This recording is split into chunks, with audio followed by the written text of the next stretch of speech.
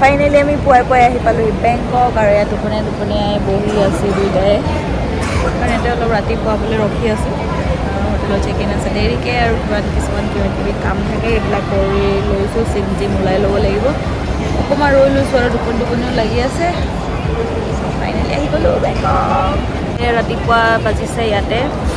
5:37 হৈছে আমাৰ ইণ্ডিয়া টাইমতকৈ 1.5 ঘণ্টামান ফাষ্ট চলি থাকে আৰু ইয়াতে তো আহি পোৱা আমাৰ বিশেষ মানে আধা ঘণ্টাত কথা হৈছে আৰু দেখাম যিহেতু ইণ্ডিয়ানছৰ কাৰণে ভিজা ফ্ৰী হৈ আছে মে'লৈকে গতিকে আমাৰ ভিজা অন এৰাইভেলৰ একো প্ৰব্লেম হোৱা নাই জাষ্ট ইমিগ্ৰেশ্যনৰ কাৰণে যাব লগা হ'ল তাৰপিছত আৰু আহি পেলাই আমি ডাইৰেক্ট বাকী একো ইছ্যু নাই তাৰপিছত এতিয়া আমি খালি চিমটো লগ মাৰোঁ লৈ পেলাই লাহেকৈ ওলাম আৰু অলপ পোহৰ হ'বৰ কাৰণে ৰখি আছোঁ এয়াৰপৰ্টৰ পৰা ওলাই আমি বুক কৰিলোঁ টেক্সি আৰু অ'লা উবেৰৰ নিচিনাকৈ থাইলেণ্ডতো এটা এপ আছে গ্ৰেব আৰু সেইটো এপত বুক কৰিলে আপোনাৰ মজা গাড়ী আহি যায় আমিতো এবাৰ ফৰ্চুনাৰ পাই গৈছিলোঁ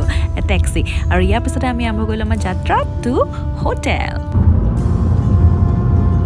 বেংককত দুটা এয়াৰপৰ্ট আছে এটা হৈছে BKK আৰু এটা হৈছে DMK BKKটোক সুবৰ্ণভূমি এয়াৰপৰ্ট বুলিও কোৱা হয় আৰু আমাৰ কিন্তু ডাইৰেক্ট ফ্লাইট আছিলে DMK লৈকে আৰু DMK আৰু BKK দুটাই মানে চিটি চেণ্টাৰৰ পৰা প্ৰায় সমানে দূৰত বুলিয়ে ক'ব লাগিব গতিকে আমাৰ সেইটো DMKটো ওচৰ আছিলে কাৰণে আমি DMKটোতে আমি বুক কৰিছিলোঁ ডাইৰেক্ট ফ্লাইট আৰু এইখন হৈছে বেংককত আমি ফাৰ্ষ্ট দিনাখনৰ কাৰণে লোৱা হোটেলখন আৰু এইখন আছিলে ৱেল্থ 30 বহুত ধুনীয়া এটা লোকেশ্যনত আছিলে আৰু ইয়াতে দেখিছোঁ যে হোটেল হওক বা এনেকুৱা দোকান হওক বা যেনেকুৱা ধৰণৰ ইনষ্টিটিউট হওক তাৰ আগত এটা সৰুকৈ তেওঁলোকৰ নিজৰ ধৰ্মীয় এটা মন্দিৰ নিচিনা এটা বনাই থোৱা থাকে চবতে একচুৱেলি ৰখি আছোঁ মানে ৰুমটো চেক ইনৰ কাৰণে ইয়াত চেক ইনৰ টাইমটো অলপমান বেছি হয় মানে 2টা বজাতহে চেক ইন থাকে তথাপি আমাক দিব বোলে 12টা বজাত তো অকণমান দেৰি ৰখিব লগা হ'ল সেইকাৰণে একদম অৱস্থাটো দেখিবলৈ মোৰ বহুত বেয়া লাগি আছে সেইকাৰণে মানে অকণকৈ দেখাই দিছোঁ আৰু ষ্টিল চ' এইটো আমাৰ বেংককৰ ৰুম হোটেল হৈছে ৱেল্থ 30 হোটেল আৰু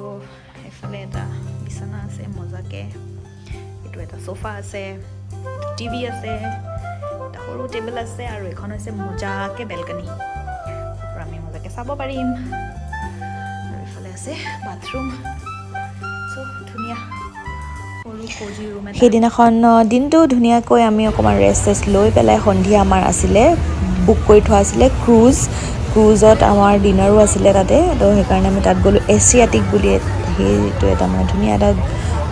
জেগা হয় তাতে আপোনাৰ বহুতখিনি এণ্টাৰটেইনমেণ্ট পাৰপজত বহুত কিবা কিবি আছে তাৰপৰা ক্ৰুজো বুক কৰিব পাৰি ডিনাৰ ক্ৰুজ তো আমি সেইদিনাখন ৰাতি আমাৰ সেইটো ডিনাৰ ক্ৰুজটো আছিলে আৰু ইয়াত চাওকচোন কেনেকুৱা ধুনীয়া মজা এটা পৰিৱেশ চব ফালৰ পৰা মানে টুৰিষ্টে একদম ঠাহ খাই থকা এটা অৱস্থা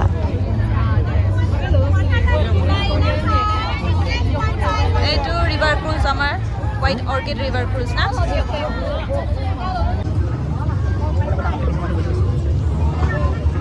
হোৱাইট অৰ্কিড ৰিভাৰ ক্ৰুজত উঠিবৰ কাৰণে মানুহৰ বহুত লাইন এটা পৰা চ' এইটো ৰিভাৰ ক্ৰুজত আমি বৰ্ডিং কৰিব পাৰিছোঁ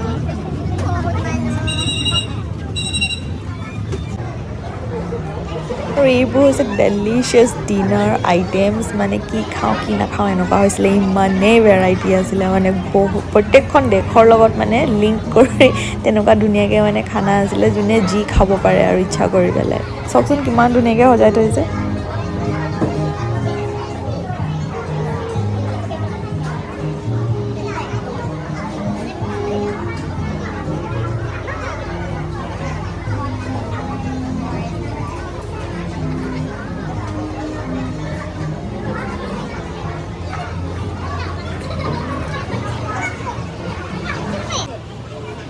আমি ডিনাৰ ক্ৰুজটো বুক কৰিছিলোঁ ক্লুক বুলি এটা এপৰ পৰা আৰু আমি থাইলেণ্ডত যিখিনি ফুৰিছোঁ সকলোখিনি আমি সেই ক্লুকৰ পৰাই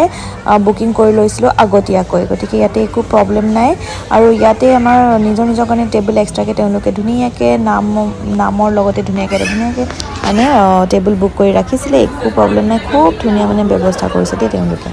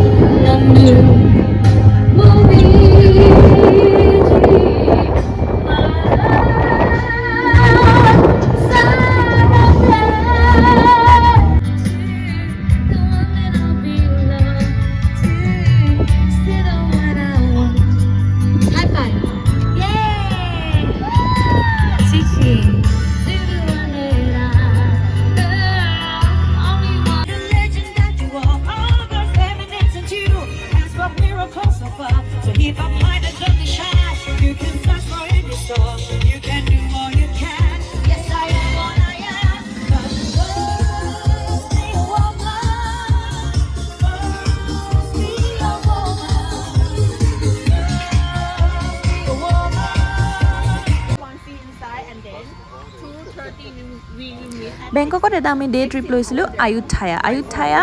ৰুইন এনচিয়েণ্ট চিটি সেইটো চাবলৈ আমি গৈছিলোঁ আৰু সেইটো আমি ক্লুকৰ পৰাই বুক কৰি লৈছিলোঁ আৰু আমাৰ কাৰণে আহিছিলে ভেন এখন আছিলে ভেনত 9জন টোটেল আমি আছিলোঁ সেইখন ভেনত আৰু আমাৰ লগত আছিলে ট'ৰ মাষ্টাৰ আৰু তেওঁ আমাক ধুনীয়াকৈ গোটেইখিনি 3টা টেম্পল আছে 3টা টেম্পল আমাক দেখুৱালে আৰু আহোঁতে তাৰপিছত এখন ধুনীয়া ৰিজৰ্টত সোমোৱালে কফি কাৰণে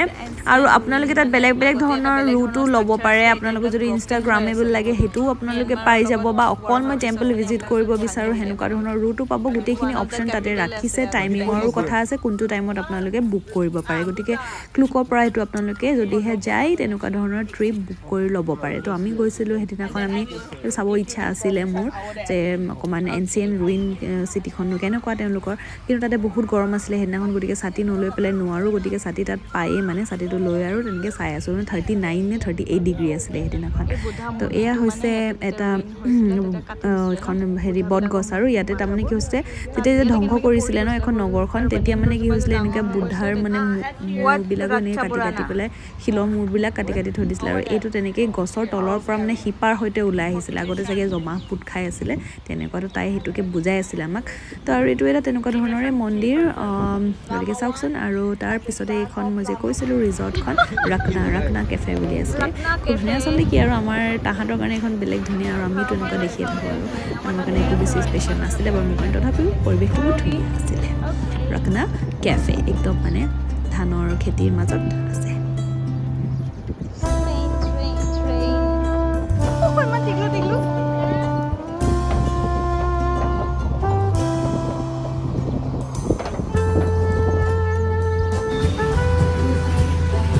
আজি লাষ্ট ডে হয় বেংককত আৰু আমি আহি গ'লোঁ চাকচুক উইকেণ্ড মাৰ্কেট মজা ইয়াত চব বস্তু পায় এইফালে মাৰ্কেট কম ৰ'দ কিন্তু ইয়াত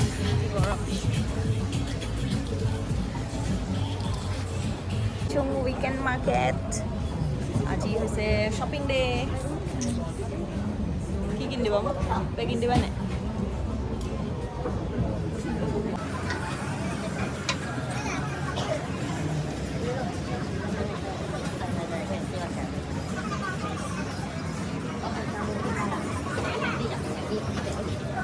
coconut ice cream